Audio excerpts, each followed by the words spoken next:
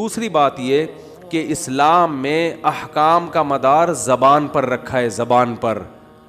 آج لوگ چھوٹی چھوٹی باتوں پہ زبان سے کلمہ کفر نکال دیتے ہیں اور وہ سمجھتے ہیں کہ اس سے ہوگا کیا. ہمارے ہاں جو لبرل گھرانے میں پیدا ہونے والے بچے ہیں نا، ان کو ذرا سی ٹینشن ہو تو فوراً اللہ کو برا بلا معاذ اللہ کہنا شروع کر دیتے. میں ایسے اللہ کو مانتا ہی نہیں ہوں. ایک خاتون کے میاں نے کہیں دوسری شادی کی بات کی، ان کی وہ کہہ رہی، میں اس خاتون نے فوراً کہہ دیا کہ میں ایسے اسلام کو ہی نہیں مانتی جو مرد کو اجازت دیتا ہے دوسری شادی کی. تو بھائی آپ کسی اور طرح سے لڑ لو اس سے، آپ اس کو نہیں کرنے دو.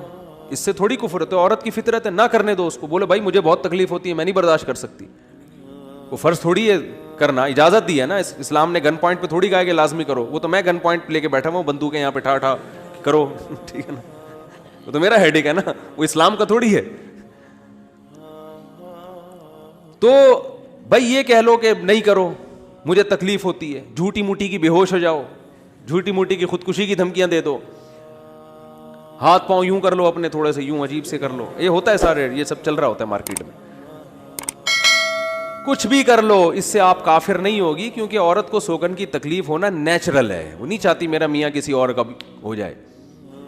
پھر اس میں خطرات بھی ہوتے ہیں، پتہ نہیں برابری کرے گا نہیں کرے گا. تو یہ رائٹ ہے. عورت صحابیات کو بھی تکلیف ہوتی تھی. حضرت ابراہیم علیہ السلام نے جب دوسری شادی کی ہے تو آپ کی زوجہ کو، پہلی زوجہ کتنی نیک تھی مگر ان کو بھی تکلیف ہوئی تھی.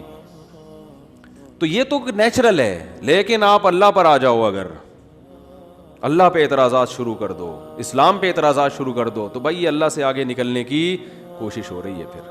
پھر یہ کیا ہو رہا ہے؟ پھر اللہ نہیں بخش. دوسری تیسری شادی تو بہت دوسرا مسئلہ ہے. اللہ کہے گا تم نے مجھ پہ کیسے انگلی اٹھا دی ہے، مجھے کیسے غلط کہہ دیا. اور یہ آج کل بہت ہو رہا ہے، بات بات پہ کفر زبان سے نکال دیتے ہیں، غموں میں حوصلے چھوڑ دیتے ہیں. لوگ آ کے ملتے ہیں، یہ میرے ساتھ ٹینشن، یہ میرے ساتھ مسئلہ، یہ میرے ساتھ مسئلہ، پتہ نہیں اللہ کہاں ہے. ایک آدمی کے بچے کا انتقال ہوا، کہہ رہے یار اللہ کو میرا ہی بچہ مارنا تھا. بھائی تم کس کے مقابلے میں آ کے کھڑے ہو رہے ہو؟ خدا سے مقابلہ کر رہے ہو تم. تو یاد رکھو اللہ کی جو صفت ہے نا وہ ہے کبریائی، استغنا. اس سے لڑ کے، اسے برا بلا کہہ کے، اس کے خزانوں سے ایک تنکا بھی نہیں لیا جا سکتا. وہ آپ کے ان جذبات سے متاثر نہیں ہوتا. اگر آپ یہ سمجھو گے کہ میں یوں کروں گا، دیکھو باپ کے سامنے تڑیاں بعض دفعہ چل جاتی ہیں. باپ کے سامنے بعض دفعہ تڑیاں، میں ابا کو مانتا ہی نہیں جو مجھے جائیداد سے جو ہے نا آگ کر دیں اور مجھے گاڑی نہ لے کے دیں. ابا ہو سکتا ہے متاثر ہو کے بولیں بھائی چل یار یہ گاڑی تیرے نام کر دی میں نے، یہ پلاٹ تیرے نام کر دی، میرا بیٹا تو مجھے ماننے سے انکار کر رہا ہے.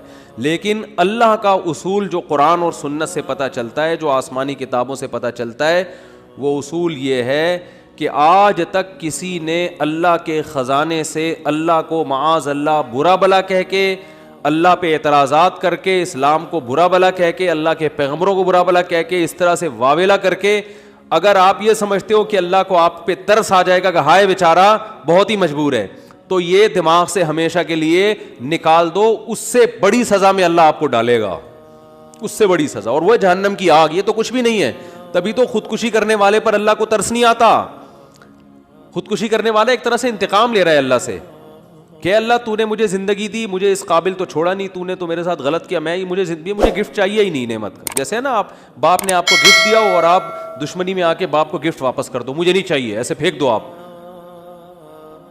تو ہو سکتا ہے باپ کا یہ اصول ہو، وہ پھر بھی وہ کہے نہیں میرا بیٹا ایسا نہیں. لیکن اللہ کا اصول نہیں ہے، اللہ کا یہ اصول نہیں. اللہ کہے گا بھائی تو کیا سمجھتا ہے، میں تجھے اور آگ میں ڈالوں گا. تو دنیا کی ٹینشنوں سے تو چاہتا تھا یہ ناکام عشق ہو گیا، عشق ناکام ہو گیا، اور یہ ہو گیا تیرے ساتھ، اور یہ ہو گیا، اور تو جاب لیس ہو گیا، اور گھر سے مہنگائی اور غربت کے تانے پڑ رہے ہیں تیرے کو، اور بے روزگاری کے تانے مل رہے ہیں، اور معاشرے میں تیری عزت نہیں ہو رہی، اور اب آ کے تو کیا کر رہا ہے، خودکشی کر رہا ہے. تو یہ سمجھ لے گا کہ میں تیرے پہ ترس کھا کے تجھے چھوڑ دوں گا. ایسا نہیں ہے.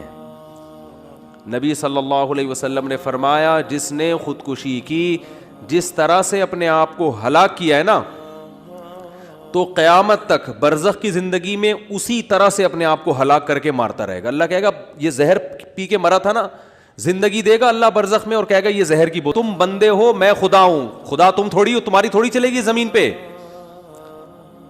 بہت سے لوگ یہ فالٹ ہے، دعائیں نہیں قبول ہو رہی، تبھی تو وظیفوں کی طرف جاتے ہیں.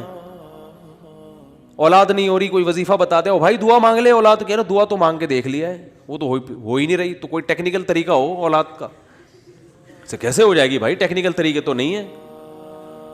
یونس علیہ السلام جب مچھلی کے پیٹ میں تھے، کتنا بڑا غم لگا نا آپ کو.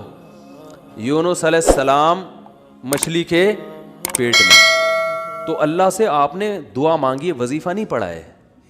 وظیفے پڑھنا بھی جائز ہے، اگر کوئی قرآن و آیتیں ہیں تو کوئی گناہ نہیں ہے، لیکن جو اصل جو اسلام کی روح ہے وہ کیا ہے؟ دعا.